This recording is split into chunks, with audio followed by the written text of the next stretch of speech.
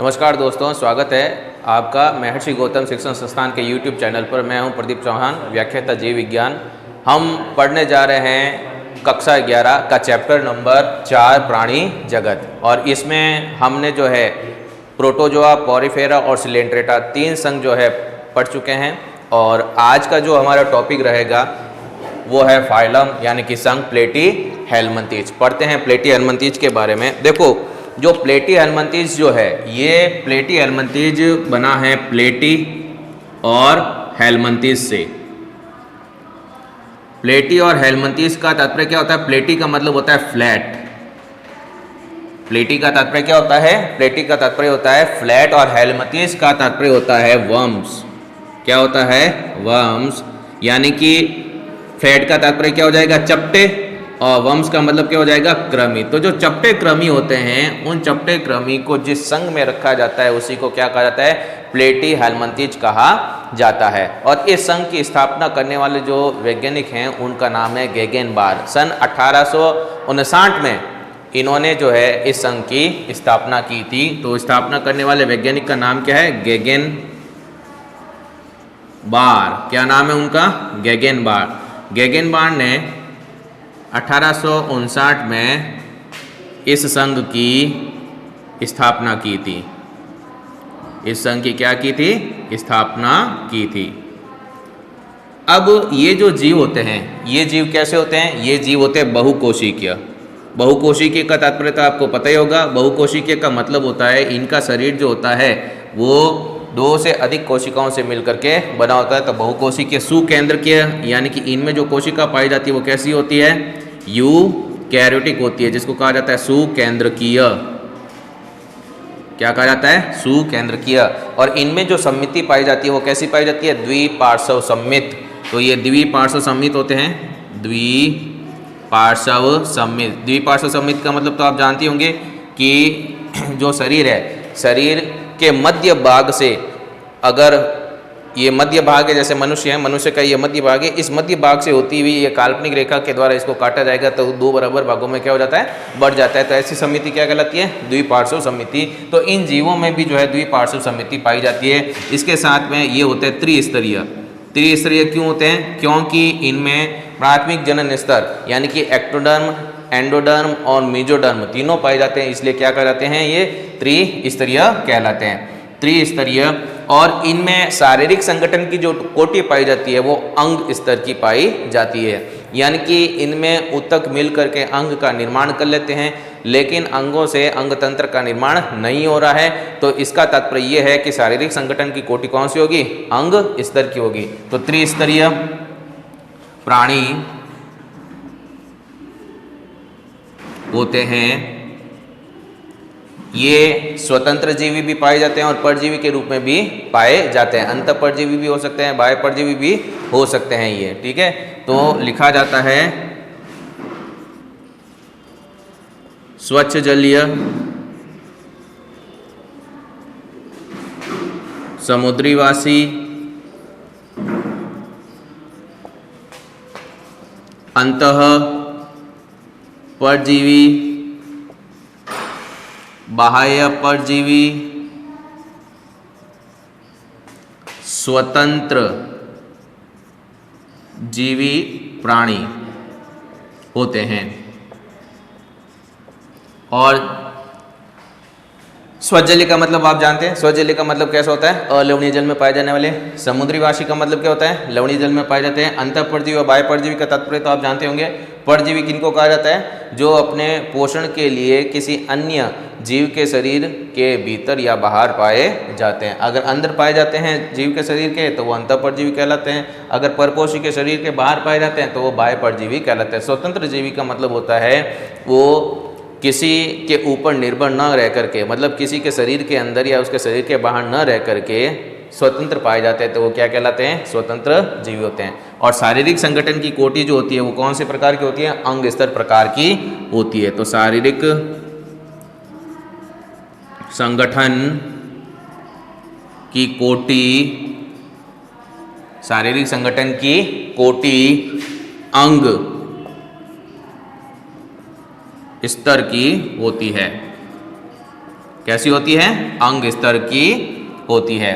अब इसके पश्चात कहा जाता है कि इनका जो शरीर होता है वो या तो होता है अखंडित या फिर कैसा पाया जाता है? खंडित पाया जाता है। यानी कि शरीर जो होता है वो खंड विहीन तथा देह गुहा खंड युक्त होता है। शरीर खंड विहीन या देह खंड युक्त पाया जाता है। तो खंड विहीन हो सकता है या फिर देह खंड युक्त इनका शरीर हो सकता है। इनमें जो आहार नाल होती है वो कैसी होती है? अपूर्ण होती है। यानी कि मुख पाया जाता है लेकिन गुदा इनमें नहीं पाई जाती। तो आहार नाल अपूर्ण होती है, मुख पाया जाता है, गुदा क्या है? अनुपस्थित। गुदा अनुपस्थित होता है। अब ये जो जीव होते हैं इन जीवों के शरीर के बाहर जो है एक मोटा क्यूटिकल का आवरण पाया जाता है जो इस संघ का एक विशिष्ट लक्षण है। ठीक है, या यूँ कह सकते हैं परजीवियों का एक विशिष्ट लक्षण है। तो लिखते हैं शरीर के बाहर मोटा क्यूटिकल का आवरण पाया जाता है। ठीक है, मोटा क्यूटिकल का आवरण पाया जाता है जो परजीवी का विशिष्ट लक्षण है। ठीक है, तो जो परजीवी पाए जाते हैं उन परजीवियों का विशिष्ट लक्षण होता है कि इनके शरीर के बाहर जो है मोटा क्यूटिकल का आवरण पाया जाता है। अब ये जो जीव होते हैं इन जीवों में देह गुहा जो होती है वो अनुपस्थित होती है और देह गुहा जब अनुपस्थित होते हैं तो ऐसे जीव क्या कहलाते हैं? अगुह्य जीव कहलाते हैं। तो ये अगुह्य जीव होते हैं। देह गुहा क्या होती है? इनमें अनुपस्थित होती है। देह गुहा अनुपस्थित होती है। अब ये जो है इनका जो शरीर होता है वो पृष्ठ और अधर तल से कैसा होता है? चपटा होता है बिल्कुल ही। इस वजह से इनको क्या कहा जाता है? चपटे क्रमी कहा जाता है। शरीर पृष्ठ अधर तल से चपटा होता है। शरीर जो है वो पृष्ठ अधर तल से कैसा होता है? चपटा होता है। अतः इनको चपटे क्रमी कहते हैं। क्या कहते हैं इनको? चपटे क्रमी कहते हैं। अब इनमें जो श्वसन होता है वो श्वसन शरीर की सामान्य सतह से ही होता है। इनमें कोई श्वसन तंत्र या कहें परिसंचरण तंत्र और कंकाल तंत्र इनमें नहीं पाया जाता, क्योंकि अंग तंत्र प्रकार का इनमें संगठन की कोटि नहीं है। शारीरिक संगठन की अंग स्तर तक ही पाई जाती है, तो किसी भी प्रकार के जो तंत्र हैं इनमें नहीं पाए जाते हैं। तो कहने का तात्पर्य ये हुआ कि ये जो जीव हैं इन जीवों में श्वसन जो होता है वो शरीर की सामान्य सतह से होता है। तो लिखा जाता है श्वसन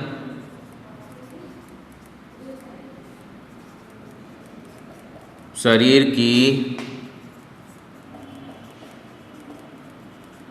सामान्य सतह से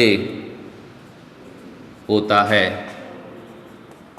और जो अंतःपरजीवी जो होते हैं ना उनमें अवायवीय श्वसन पाया जाता है। कैसा पाया जाता है? अवायवीय श्वसन पाया जाता है। अंतः परजीवी में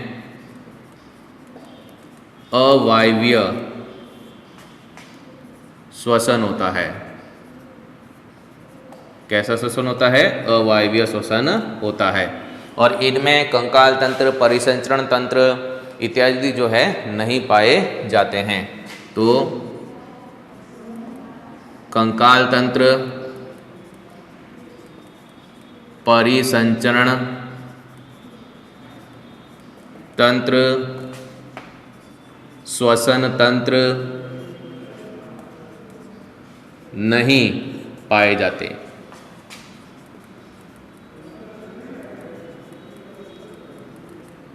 ठीक है। अब इनमें क्या है कि अपने परपोषी के शरीर के भीतर या बाहर उनसे चिपकने के लिए हुक और चूसक पाए जाते हैं। तो लिखा जाता है परपोषी से चिपकने के लिए, परपोषी से चिपकने के लिए क्या पाया जाता है? हुक या चूसक। हुक या चूसक पाए जाते हैं। ठीक है। तो परपोषी से चिपकने के लिए इनमें क्या होते हैं? हुक होते हैं या फिर क्या पाए जाते हैं? चूसक पाए जाते हैं। अब इनमें जो उत्सर्जन होता है एक विशिष्ट कोशिका के द्वारा होता है जिसको कहा जाता है ज्वाला कोशिका। क्या कहा जाता है? ज्वाला कोशिका। तो उत्सर्जन के लिए कौन सी कोशिका पाई जाती है? ज्वाला कोशिका पाई जाती है। तो उत्सर्जन ज्वाला कोशिका के द्वारा होता है। तो इनमें प्लेटी हेलमिंथेस के जीवों में जो है उत्सर्जन के लिए क्या पाई जाती है? उत्सर्जन के लिए पाई जाती है ज्वाला कोशिका पाई जाते हैं। इंपॉर्टेंट है, क्वेश्चन पूछ लिया जाता है कि ज्वाला कोशिका कौन से संघ के जीवों में पाई जाती है। तो उत्सर्जन के लिए ज्वाला कोशिका जो है प्लेटी हेलमिंथेस संघ के जीवों में पाई जाती है। ये आप ध्यान रखिएगा, ये इंपॉर्टेंट है। छोटे क्वेश्चन जो आते हैं उनमें ये पूछा जाता है। अब ये जो प्लेटी हेलमिंथेस के जो ये जीव होते हैं इनमें जो जनन अंग जो होते हैं या जनन तंत्र जो होता है वो जटिल प्रकार का पाया जाता है और पूर्ण विकसित भी पाया जाता है। और इनमें देखा जाता है कि परिवर्धन जो होता है वो प्रत्यक्ष भी हो सकता है और अप्रत्यक्ष प्रकार का भी हो सकता है। ये जीव जो हैं द्विलिंगी भी हो सकते हैं या फिर एक लिंगी भी हो सकते हैं। तो इसके साथ में पित्तक ग्रंथियां भी पाई जाती हैं और पित्तक ग्रंथियां जो इनमें पाई जाती है उनसे निर्माण किया जाता है। किसका? पित्तक का निर्माण किया जाता है। तो इसके ये जो पॉइंट्स हैं इन पॉइंट्स को हम एक बार फिर से रिवाइज कर लेते हैं। उसके बाद में जो शेष बचे हुए जो पॉइंट्स हैं वो हम नोट करेंगे। तो पहले आप देखिएगा, हम पढ़ रहे हैं कौन सा संघ? प्लेटी हेलमिंथेस संघ। प्लेटी हेलमिंथेस संघ जो है किससे मिलकर के बना है? शब्द प्लेटी और हेलमिंथेस से मिलकर के बना है। और प्लेटी जो शब्द आता है उसका तात्पर्य क्या निकलता है? फ्लैट। और हिंदी में फ्लैट को क्या कहा जाता है? चपटे कहा जाता है। और हेलमिंथेस का तात्पर्य होता है वंश, या जिनको क्या कहा जाता है? क्रमी कहा जाता है। यानी कि प्लेटी हेलमिंथेस संघ के जो जीव होते हैं वो कैसे होते हैं? चपटे क्रमी होते हैं। और इस संघ की स्थापना करने वाले वैज्ञानिक कौन है? गेगेन बार। और कब की थी इन्होंने स्थापना? सन 1859 में की थी। ये जीव कैसे होते हैं? बहुकोशिकीय, क्योंकि इनका शरीर जो होता है वो अनेक कोशिकाओं से मिलकर के बना होता है। कोशिका कैसी होती है? सुकेंद्र के यानी कि यूकैरियोटिक प्रकार की होती है जिसमें पूर्ण विकसित जो है केंद्रक पाया जाता है। समिति कैसी पाई जाती है? द्विपार्श्व समिति, यानी कि इनके शरीर को मध्य रेखा के द्वारा ही, है ना, शरीर के मध्य भाग से गुजरने वाली रेखा के द्वारा ही दो बराबर भागों में बांटा जा सकता है। तो वो क्या कहलाता है? द्विपार्श्व समिति। त्रिस्तरीय प्राणी क्यों होते हैं? क्योंकि इनमें प्राथमिक जनन जो स्तर पाए जाते हैं एक्टोडर्म, एंडोडर्म और मेसोडर्म वो तीनों ही उपस्थित होते हैं, इसलिए कहा जाता है त्रिस्तरीय प्राणी होते हैं। ये स्वच्छ जल में पाए जाने वाले समुद्रीवासी भी हो सकते हैं, ये अंतःपरजीवी या बाह्यपरजीवी भी हो सकते हैं और स्वतंत्र जीवी भी हो सकते हैं। इनमें शारीरिक संगठन की कोटि जो होती है वो कैसी होती है? अंग स्तर प्रकार की होती है। ये जो जीव होते हैं इनका शरीर या तो खंड विहीन होगा या फिर देह खंड, जिनको प्रोग्लोटिड्स भी कहा जाता है, युक्त पाया जाता है। इनमें आहारनाल जो होती है वो कैसी होती है? अपूर्ण होती है। इस आहारनाल में शुरुआत मुख से होती है, मुख पाया जाता है लेकिन उसमें गुदा नहीं पाया जाता है। गुदा क्या होता है? उसमें अनुपस्थित होता है। और सबसे बड़ी बात कि शरीर के बाहर एक मोटा क्यूटिकल का आवरण पाया जाता है जो कि इस संघ के परजीवियों का एक विशिष्ट लक्षण है। अगर मान लीजिए अंतःपरजीवी के रूप में पाए जाते हैं तो क्यूटिकल का जो आवरण होता है वो इन जीवों के पाचन से या उनको पचने से बचाता है। ठीक है ना, क्योंकि ज़्यादातर जो इनमें देखा जाता है कि जो परजीवी होती है आहारनाल के भीतर पाए जाते हैं और आहारनाल में पाचन की क्रिया होती है। ठीक है, तो ये जीव जो है अपने आप को पाचन क्रिया से बचा लेते हैं, मतलब इनका अपघटन नहीं होता, इनका शरीर के भीतर पाचन नहीं होता। क्यों नहीं होता? क्योंकि इनके शरीर के बाहर एक मोटा क्यूटिकल का आवरण पाया जाता है जो कि इनको सुरक्षा प्रदान करता है। फिर इनमें जो जीव होते हैं वो सारे के सारे कैसे होते हैं? अगुह्य होते हैं। अगुह्य क्यों कहा जाता है? क्योंकि इनमें देह गुहा नहीं पाई जाती है। इनका शरीर जो है पृष्ठ तल से चपटा होता है और इस वजह से इनको क्या कहा जाता है? चपटे कृमि कहा जाता है। और इनमें जो श्वसन क्रिया होती है वो शरीर की सामान्य सतह से होती है, क्योंकि श्वसन के लिए श्वसन तंत्र नहीं पाया जाता। इसके अलावा इनमें परिसंचरण तंत्र, कंकाल तंत्र ये भी नहीं पाए जाते। अगर अंतःपरजीवी के रूप में है उपस्थित जीव तो उसमें अवायवीय श्वसन पाया जाता है। तो अंतःपरजीवी में तो अवायवीय श्वसन होगा और श्वसन शरीर की सामान्य सतह से होगा। इनमें कंकाल तंत्र, परिसंचरण तंत्र और श्वसन तंत्र नहीं पाए जाते हैं। अगर मान लीजिए ये किसी परपोषी पर पाए जाते हैं, ठीक है ना, परपोषी का मतलब किसी जीव पर ये रह रहे हैं परजीवी के रूप में, तो जिस जीव के अंदर या बाहर रहते हैं उस जीव को परपोषी कहा जाता है, होस्ट कहा जाता है। तो उस परपोषी से चिपकने के लिए इनमें क्या पाए जाते हैं? हुक या फिर चूसक पाए जाते हैं। और उत्सर्जन के लिए एक विशिष्ट कोशिका पाई जाती है जिसे क्या कहा जाता है? ज्वाला कोशिका कहा जाता है। पहले यहाँ तक आप नोट कर लीजिए, फिर शेष बचे हुए पॉइंट जो है हम इसमें आगे पढ़ते हैं। नोट कीजिएगा इसे।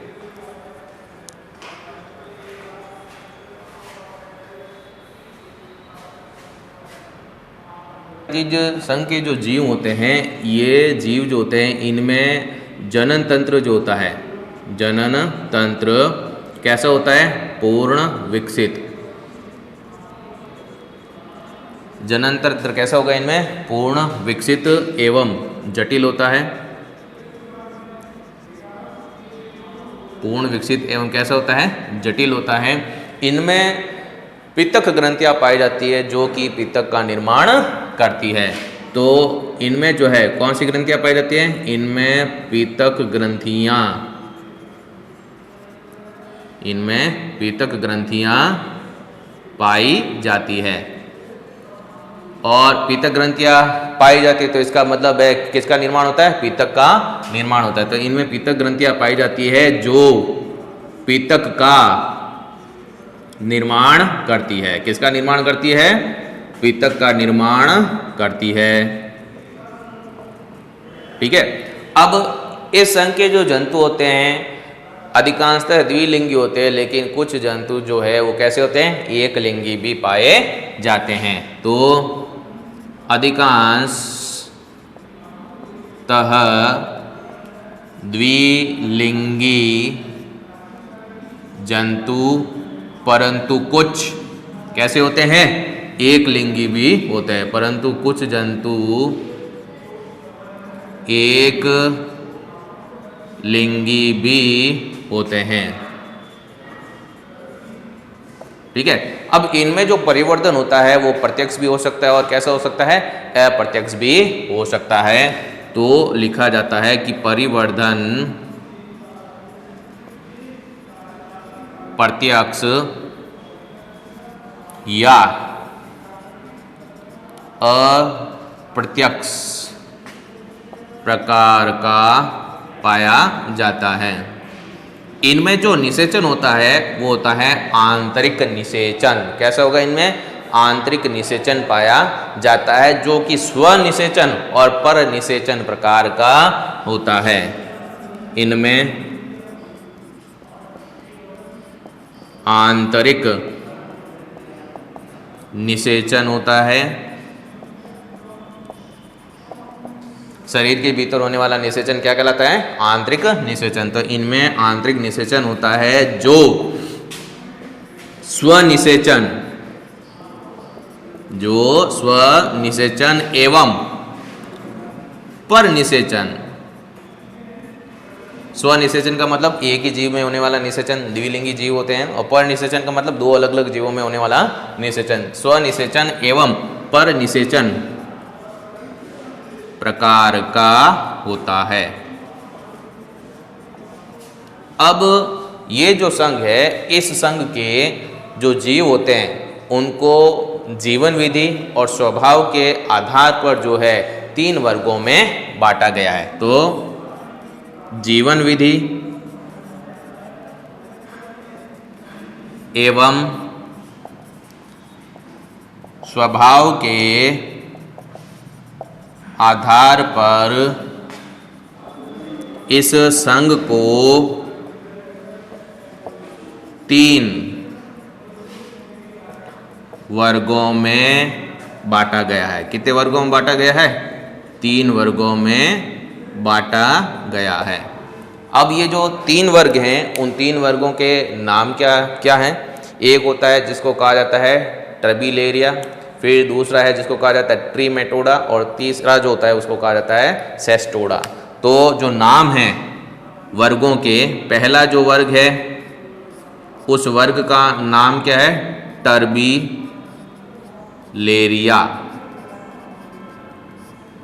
दूसरा जो वर्ग है उस वर्ग का नाम क्या है? ट्रीमेटोडा। और तीसरा जो वर्ग है उस वर्ग का नाम क्या है? सेस्टोडा। तो इस प्रकार से प्लेटी-हेलमिंथी संघ को कितने वर्गों में बांटा गया? 3 वर्गों में बांटा गया। वर्ग कौन कौन से हैं? एक है टर्बिलेरिया, दूसरा जो वर्ग है उसको कहा जाता है ट्रीमेटोडा, और तीसरा जो वर्ग है उसको क्या कहा जाता है? सेस्टोडा कहा जाता है। अब इस वर्ग के जीवों के सामान्य लक्षण क्या होता है? टर्बिलेरिया वर्ग के जो जीव होते हैं वो स्वतंत्र जीवी होते हैं, जो कि स्वच्छ जल में या फिर समुद्रीवासी होते हैं, और इनमें जो है चूसक का अभाव होता है। तो क्या लिखा जाता है? स्वतंत्र जीवी।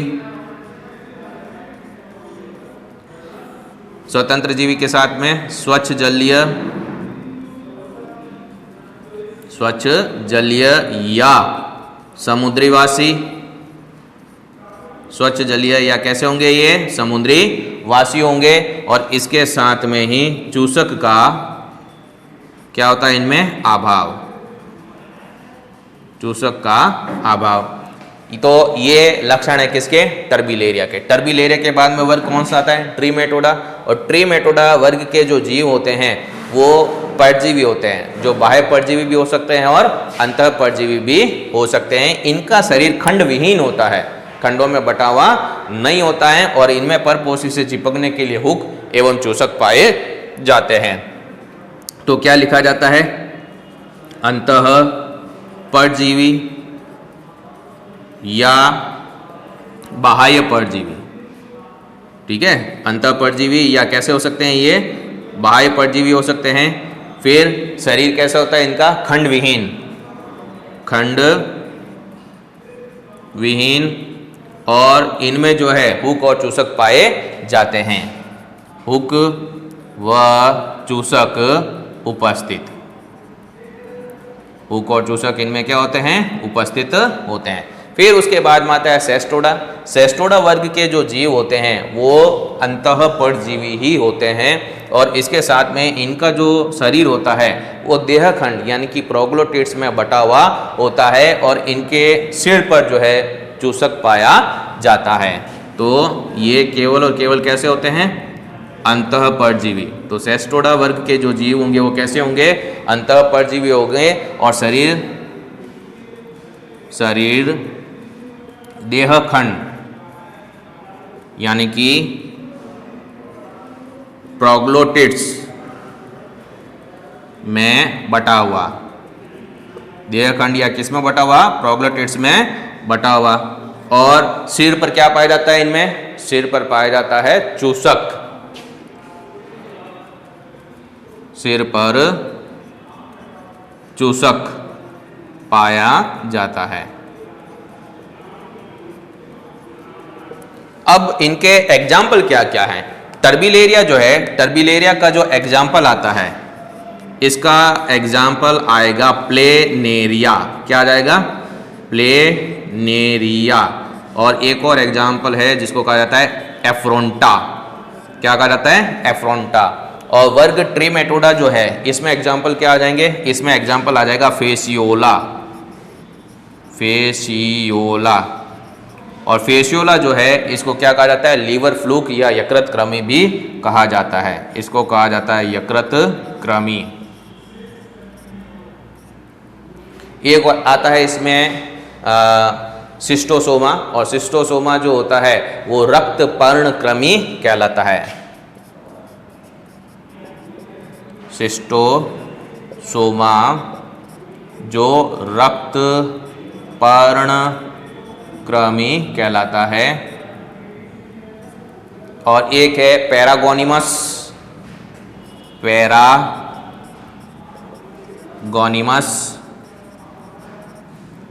और ये फुफ्फुस पर्णक्रमी कहलाता है। ये कहलाता है फुफ्फुस पर्णक्रमी। अब एग्जाम्पल लिखने हैं किसके? सेस्टोडा वर्ग के। तो इसमें जो एग्जाम्पल आता है टीनिया सोलियम, टीनिया सोलियम। टीनिया सोलियम टैपवर्म है जो कि पाया जाता है किसमें? पिग यानी कि सुअर में, इसलिए कहा जाता है पॉर्क टैपवर्म। एक आता है टीनिया सेजिनेटा, टीनिया सेजिनेटा, और ये गाय में पाया जाता है इसलिए कहा जाता है बीफ टैपवर्म। इसको कहा जाता है बीफ टैपवर्म। इसी तरीके से एक आता है इसमें इकाइनोकोकस। क्या आता है? इकाइनोकोकस, इकाइनोकोकस, और ये डॉग में पाया जाता है इसलिए इसको कहा जाता है कुत्ता टैपवर्म।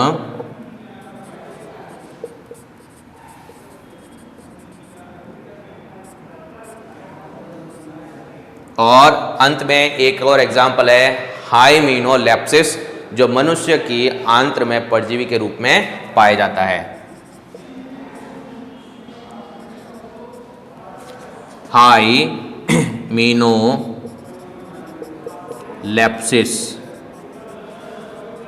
और ये जो है मानव की आंत्र में क्या होता है? परजीवी होता है। तो इस प्रकार से हमने जो है प्लेटी हेलमिंथी संघ के जितने भी लक्षण और इस संघ का जो वर्गीकरण है उसका अध्ययन किया। जो शेष लक्षण जो हमने अभी पढ़े हैं वो कौन कौन से हैं कि प्लेटी हेलमिंथी संघ के जो जीव होते हैं उनमें जनन तंत्र कैसा होता है? पूर्ण विकसित होता है, जटिल होता है। इनमें पित्तक ग्रंथियां पाई जाती है जो किसका निर्माण करती है? पित्तक का निर्माण करती है। अधिकांशतः इनमें द्विलिंगी जंतु होते हैं, लेकिन कुछ जंतु कैसे होते हैं? एक लिंगी भी होते हैं। इनमें जो परिवर्धन पाया जाता है वो प्रत्यक्ष या अप्रत्यक्ष प्रकार का पाया जाता है। और इस संघ के जीवों में जो निषेचन होता है वो कैसा होता है? आंतरिक निषेचन होता है, जो कि स्व निषेचन और पर निषेचन प्रकार का पाया जाता है। अब जीवन विधि एवं स्वभाव के आधार पर इस संघ को कितने वर्गों में बांटा गया? 3 वर्गों में बांटा गया। कौन कौन से वर्ग हैं? टर्बिलेरिया, ट्रीमेटोडा और सेस्टोडा। अब इनके जो लक्षण है, मुख्य लक्षण, वो क्या है वर्ग के? टर्बिलेरिया वर्ग के जो जीव होते हैं वो स्वतंत्र जीवी होते हैं, जो स्वच्छ जल में भी पाए जा सकते हैं और समुद्र के पानी में भी पाए जा सकते हैं। इनमें चूसक का अभाव होता है। एग्जाम्पल क्या है? प्लेनेरिया और एफ्रोंटा। ट्रीमेटोडा संघ के जो जीव होते हैं ये अंतः परजीवी भी हो सकते हैं और बाह्य परजीवी भी हो सकते हैं। ये खंड विहीन होते हैं और इनमें हुक और चूसक पाए जाते हैं। एग्जाम्पल क्या है? फेशियोला, सिस्टोसोमा और पैरागोनिमस। फिर आता है वर्ग सेस्टोडा। सेस्टोडा वर्ग के जो जीव होते हैं सारे के सारे अंतःपरजीवी होते हैं। इनका शरीर जो होता है देहकंड, जिनको प्रोग्लोटेट्स भी कहा जाता है, में बटा हुआ होता है और इनमें जो है सिर पर चूसक पाया जाता है। Example taenia solium, taenia saginata, echinococcus और हाइमेनोलेप्सिस। तो इस प्रकार से ये प्लेटी हेलमिंथी संघ कंप्लीट हुआ। आप इसे नोट कीजिएगा।